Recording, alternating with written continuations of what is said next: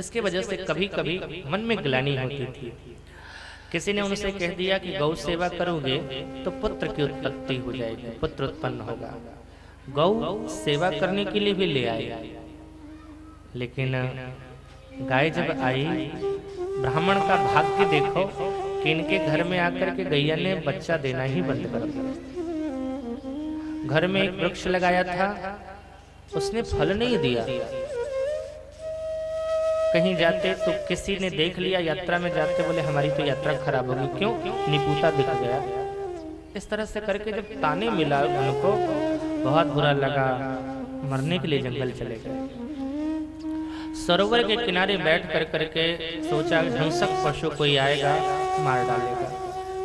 हिंसक पशु तो नहीं आया, एक महात्मा आ गया। महात्मा ने देखा कि एक सरोवर के किनारे कोई ब्राह्मण बैठ करके रो रहा है। महात्मा तो अपने तरह सोचने वाले महात्मा ने सोचा लगता है कोई संसार से जला हुआ जीव भगवान को पाना चाहता है, यहाँ करके बैठा। जाकर के पूछा कथम रोदस्य विप्रम त्वम काते चिंता बलीयसी, क्यों रो रहे हो, क्या चिंता है तुम्हें? जब प्यार से उसके सिर पर हाथ फेरा महात्मा ने, तो एक स्वभाव है, हम अपने दुख को दबा करके बैठे हुए हैं, लेकिन कोई आकर के प्यार की दो मीठी बात कहता है और प्यार से जब सिर पर हाथ फेरता है तो हमारा दुख फूट पड़ता है। अब ब्राह्मण फूट फूट करके रोने लगे। महाराज क्या है बताओ? महाराज कोई बेटा नहीं, बेटा के लिए दुखी। महात्मा जी ने सुना है इस घोर जंगल में भी आकर के इस उम्र में भी बेटा के लिए परेशान हो रहा है। मैंने सोचा भगवान के लिए परेशान हो रहा होगा। सो जाने लगे। अब महात्मा को जाते देखा, ब्राह्मण देवता ने पकड़ लिया, कहाँ जाओगे, हमें बेटा दो। महात्मा जी ने कहा बेटा लेके क्या करोगे? बोले हमने सुना है अपुत्रस्य गतिर्नास्ति, जिसको बेटा नहीं होता उसको गति नहीं मिलती। महाराज तो मेरी दुर्गति होगी, बेटा होगा तो गति मिलेगी। महात्मा जी ने कहा मुस्कुरा करके बेटा मिलने से गति नहीं होती है, अगर बेटा मिलने से गति होती तो बेन देखो कैसा बेटा निकला। सगर के 60,000 पुत्र थे, क्या हुआ, क्या कर लिया? बेटा होने से गति मिले या नहीं मिले इसमें शक है, लेकिन बेटा अगर नालायक हो जाए तो दुर्गति जरूर होगी। इसलिए भगवान का भजन करो। और मैं देख रहा हूं, मैं ज्योतिषी भी हूं, मैंने देख लिया तुम्हारे भाग्य में एक जन्म क्या 7 जन्म तक कोई बेटा नहीं।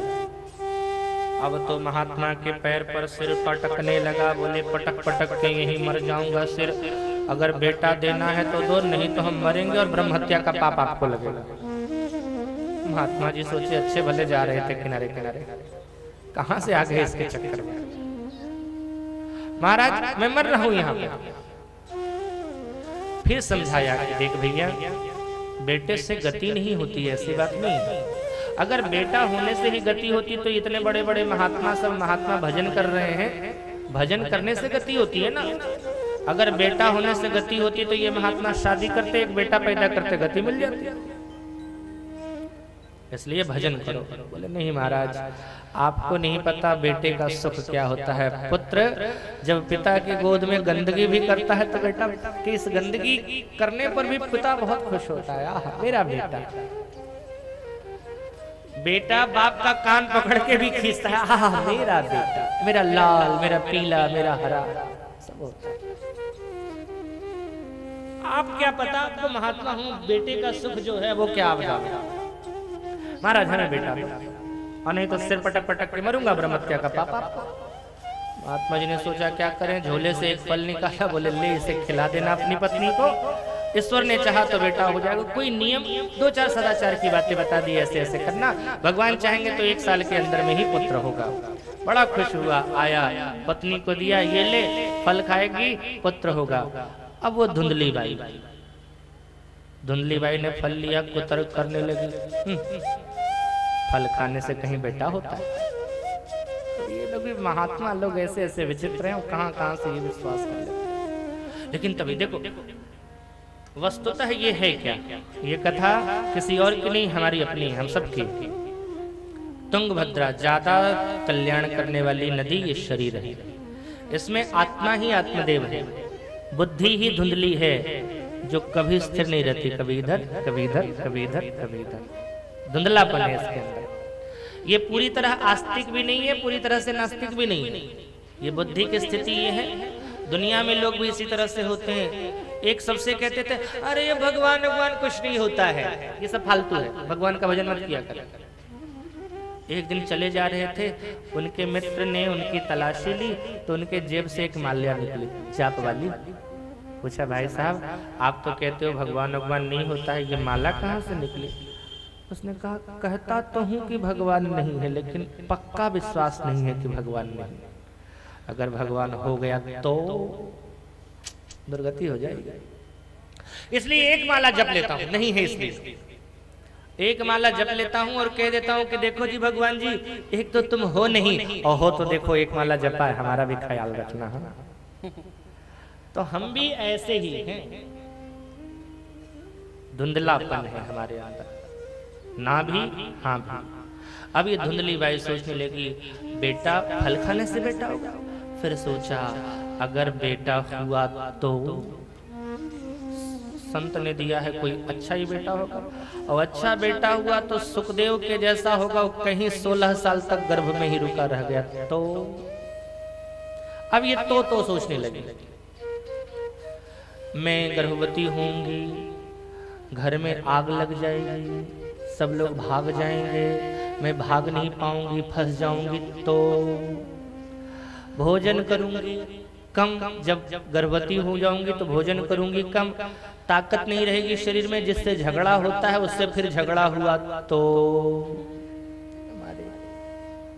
अच्छा घर में चोर डाकू लुटेरे आ गए, सब लोग तो भाग जाएंगे और मैं नहीं भाग पाई तो। अच्छा चलो कुछ नहीं, घर का काम इतना सारा होता है, अगर मैं गर्भवती हो गई और घर का काम नहीं होगा तो। फिर मन हुआ कि चलो ननद को बुला लेंगे, अगर मैं गर्भवती होगी तो ननद आकर सेवा करेगी। फिर सोचा ननद, आप लोग बुरा मत मानो, ननद एक नंबर की चट्टी होती है, आएगी और घर का सारा सामान ले जाएगी, हमसे छुपा छुपा के ले जाएगी। मैं तो यहाँ रहूंगी बीमार और वो घर का सारा। ये धुंधली बाई सोचती है, आप लोग अपने बारे में सोचना। अपना घर का सारा सामान ले लेकर के अपने घर में पहुंचा देगी वो। ना ना उसको तो बुलाना लगा, लेकिन पति देव ने कहा है बेटा तो चाहिए, और हमें बेटा तो चाहिए लेकिन फल नहीं खाऊंगा। मैं बेटा चाहती हूं लेकिन गर्भ का दुख नहीं चाहती, क्योंकि गर्भ का जो दुख होता है बहुत दुख होता है। अब उस धुंधली ने क्या परिणाम निकाला वो सुनो। धुंधली ने सोचा ये दुनिया में सब दुखी है, कितना दुख होता है पुत्र पैदा करने में, मुझे लगता है दुनिया में वही नारी सुखी है जो विधवा है चाहे बांझ है। ये उसकी अपनी सोच थी। उसको लगा बेटा चाहिए लेकिन दुख नहीं चाहिए। यही हमारे साथ भी है कि हम फल तो चाहते हैं लेकिन कर्म नहीं करना चाहते। बेटा चाहिए हमें, फल चाहिए, लेकिन हम कर्म करना नहीं चाहते। तभी उधर से उसकी एक बहन आ गई, बहन से सारी बात कहा। बोले इसमें कौन सी बड़ी बात है, तेरे पास धन की नहीं कमी है, मेरे पास बेटों की कमी नहीं है। तू मुझे धन दे, मैं तुझे बेटा दूंगा, और ये फल बोले गैया को खिला दे, उसकी भी परीक्षा हो जाएगी कि फल में कितनी ताकत है। लेकिन पतिदेव को क्या जवाब देंगे, पतिदेव तो हमको रोज देखेंगे। बोले अरे उनको पतिदेव को तो मूर्ख बनाना पत्नियों की चुटकियों में, आप लोग मत अपने ऊपर लेना है। नहीं तो आजकल की पत्नियां दुनिया में अगर सबसे बड़ा बुद्धू और बेवकूफ समझती है तो अपने पति को। तो बोले उसको तो चुटकी में बुद्धू बनाने का काम है, कह दिया क्या? बोले बेटा चाहिए, अच्छा ना? बोले हाँ, तो जाओ तीर्थ यात्रा करके आ जाओ, तीर्थ यात्रा करोगे तो अच्छा बेटा होगा। बोले हाँ ठीक है। आत्मदेव आए, पूछा फल खाया? बोले हाँ खा लिया। फायदा है? बोले लगता तो है, लेकिन आप तीर्थ यात्रा करो पहले, अच्छा पुत्र हो गए तो। ब्राह्मण को तीर्थ यात्रा में भेज दिया, फल को गाय को खिला दिया, समय आने पर